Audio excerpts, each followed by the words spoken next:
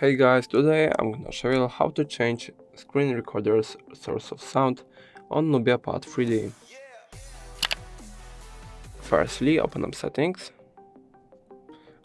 Firstly pull from top to bottom, do it again and find the screen recorder audio icon and now just hold it. Okay. Now go to the sound source. Now we can choose mute, mic or system sounds. So that's all. If I helped you, please leave a like and subscribe, and if you have any more questions, write them in the comments.